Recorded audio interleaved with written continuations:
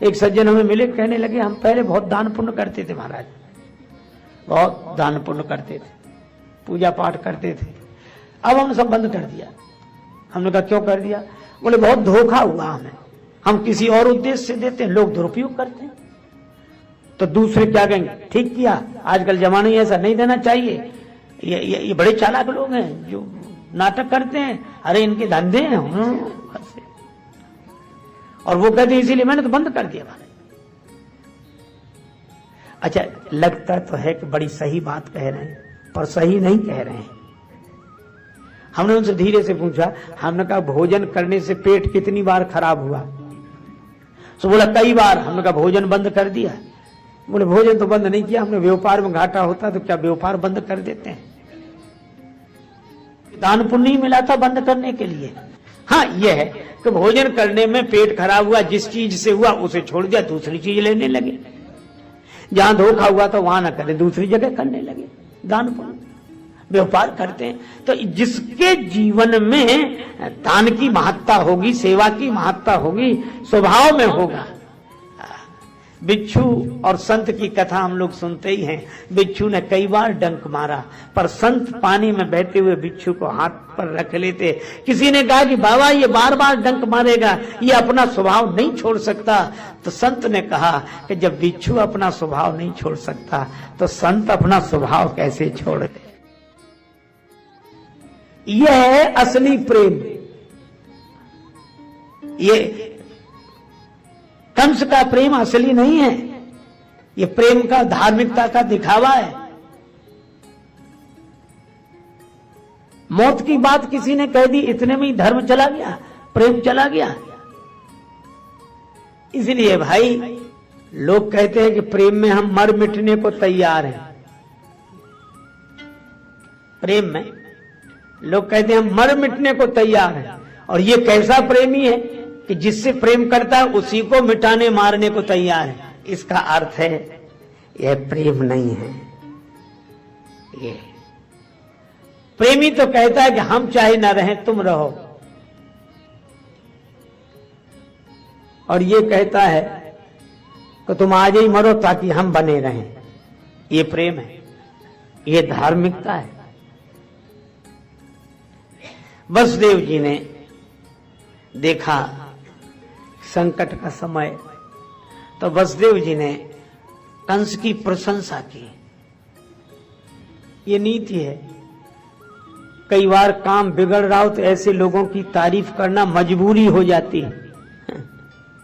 वो महान है नहीं, लेकिन चलो महान कार्य हो जाए प्रशंसा से, तो प्रशंसा करने में क्या?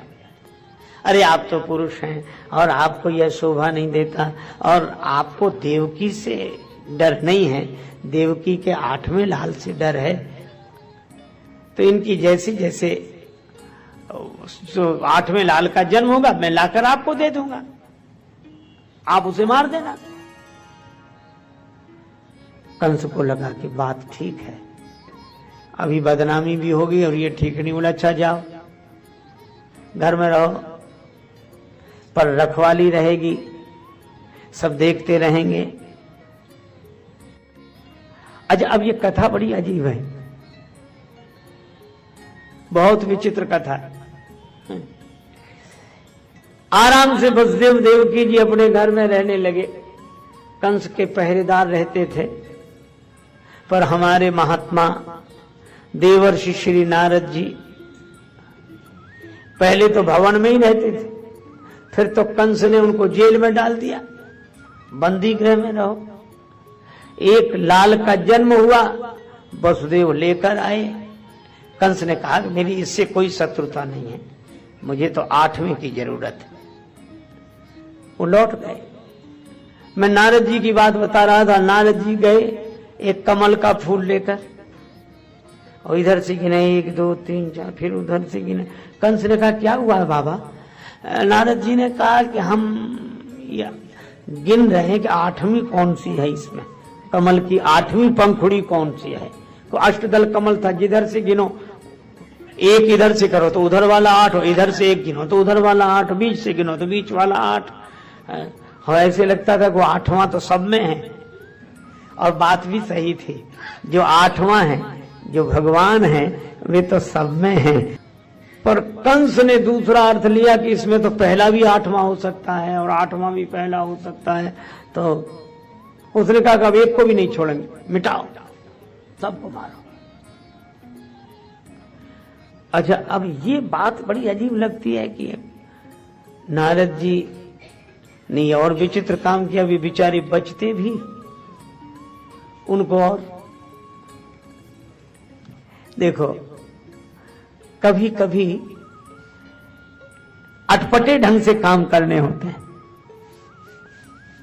जैसे एक आदमी के हाथ में हुआ फोड़ा, थोड़ा ही उठा था, तो डॉक्टर के पास गया कि डॉक्टर साहब ये फोड़ा देख रहे हैं, अभी थोड़ा उठा। डॉक्टर बोला ये गोली ले, खा लेना, बैठ जाएगा। वो लाया, गोली खाई नहीं उसने, अब फोड़ा हो गया बड़ा। फिर गया कि डॉक्टर साहब, तो हम गोली दी थी, वो बोले वो तो हमने खाई नहीं। बोले अब ये बैठेगा भी नहीं, अब तो इसका ऑपरेशन करना पड़ेगा। तो फिर ऑपरेशन कर दो, ऑपरेशन लायक हुआ नहीं, अभी हमें गोली और दे रहे हैं ताकि और बढ़ जाए, बैठने लायक है नहीं और ऑपरेशन लायक हुआ नहीं है ना।